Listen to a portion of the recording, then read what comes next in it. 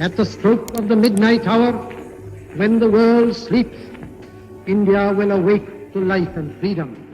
भारत 15 अगस्त 1947 को आजाद होता है, लेकिन हमारे देश में कुछ ऐसे भी हिस्से थे जहां के लोगों को ये आजादी नसीब नहीं थी। इनमें से कुछ क्षेत्र जैसे गोवा, दमन और दीव पुर्तगाल के कब्जे में थे। वहीं पांडिचेरी, चंद्र नागौर जैसे हिस्से फ्रांस की सरकार के पास थे। पुर्तगाल वाला चैप्टर हम लोग लास्ट क्लास में पढ़ लिए थे। आज हम लोग फ्रांसीसियों के बारे में बात करेंगे कि ये लोग इंडिया में कब कैसे आए और यहाँ इनका ईस्ट इंडिया कंपनी के साथ युद्ध क्यों हुआ। नमस्कार मित्राणि, मम नाम पीयूषः अस्ति। आर्टिकल 51 ये मध्ये सुस्वागतम। शुरुआत करो उससे पहले एक हम्बल रिक्वेस्ट है, कृपया चैनल को सब्सक्राइब कर ले। We the people of India बात 1664 की है। फ्रांस के राजा लुई 14 के फाइनेंस मिनिस्टर कोलबर्ट ने भारत के साथ व्यापार करने के लिए फ्रेंच ईस्ट इंडिया कंपनी की स्थापना की। इस कंपनी का सारा खर्चा वहां की सरकार उठाती है, क्योंकि यह एक सरकारी कंपनी थी। 1668 में फ्रैंको कैरोन के द्वारा सूरत में पहली फैक्ट्री लगाई जाती है और इनकी दूसरी फैक्ट्री 1669 में मसूलीपट्टनम में बनाई जाती है। 1673 में इन लोगों को बंगाल के मुगल सूबेदार शाइस्ता खान के द्वारा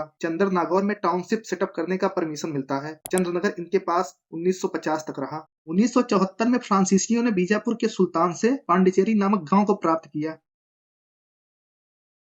उस पर एक शहर की स्थापना की। अक्सर ये प्रश्न पूछा जाता है कि पांडिचेरी की स्थापना किसने की, तो इसका उत्तर होगा फ्रांसिस मार्टिन। ये बात याद रखना। फ्रेंच ईस्ट इंडिया कंपनी ने 1723 में यनम, 1725 में माहे और 1739 में कराइकल को अपने कब्जे में ले लिया। आप लोग देख सकते हैं कि फ्रेंच कोरोमंडल कोस्ट में काफी मजबूत हो चुके थे और इनकी मजबूती तब और बढ़ जाती है जब डुप्ले को 1742 में गवर्नर बनाया जाता है। डुप्ले के आगमन से अंग्रेजों और फ्रेंच के बीच संघर्ष की शुरुआत हुई। इन युद्धों के बाद फ्रांसीसी इंडिया में बर्बाद ही हो गए। 1740 में यूरोप की स्थिति। अगर हम यूरोप की बात करें तो 1740 में वार ऑफ सक्सेशन शुरू होता है। ऑस्ट्रिया की राजगद्दी को पाने के लिए झगड़ा शुरू हुआ, जिसमें ब्रिटेन और फ्रांस एक दूसरे के खिलाफ लड़ रहे थे। फिर क्या था, यूरोप की यह लड़ाई धीरे धीरे इंडिया में भी पहुंच आई। भारत भी बहुत ज्यादा स्टेबल नहीं था। दिल्ली के तख्त पर 1719 में मुगल शासक मोहम्मद शाह रंगीला की ताजपोशी होती है। ये ठीक अपने नाम के अनुरूप था। ये बड़ा ही रंगीन मिजाज का आदमी था। शासन संभालने के अलावा हर काम बड़ी खुशी से करता था। 1738 में नादिर शाह ने दिल्ली पर अटैक किया। बैटल ऑफ करनाल होता है 1739 में। इस युद्ध के दौरान दिल्ली को बुरी तरह से लूटा और बर्बाद किया जाता है। अब आपको अंदाजा लग गया होगा कि दिल्ली की स्थिति भी कुछ खास सही नहीं थी।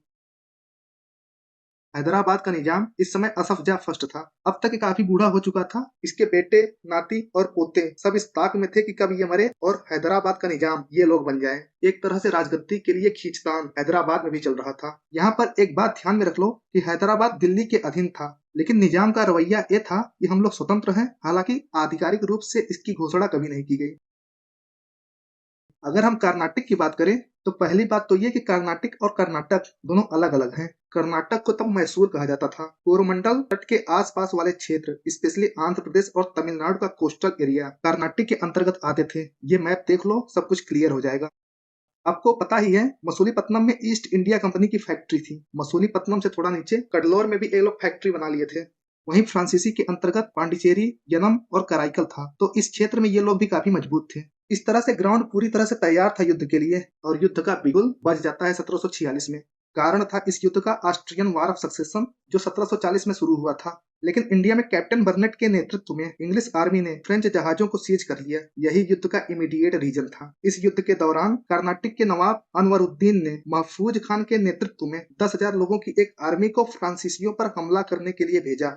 कैप्टन पैराडाइज के नेतृत्व में फ्रांसीसियों ने अड्यार नदी के किनारे सेंट थोम नामक स्थान पर नवाब की सेना को पराजित किया। इस युद्ध को बैटल ऑफ सेंट थोम या बैटल ऑफ अड्यार के नाम से भी जाना जाता है। इसके बाद फ्रेंच मद्रास को कैप्चर कर लेते हैं। 1748 में ऑस्ट्रियन वार ऑफ सक्सेशन खत्म होता है और इंडिया में भी युद्ध को रोक दिया जाता है। एक ट्रीटी साइन होती है आइला शपील के नाम से और मद्रास को वापस से हैंडओवर कर दिया जाता है ब्रिटिश को।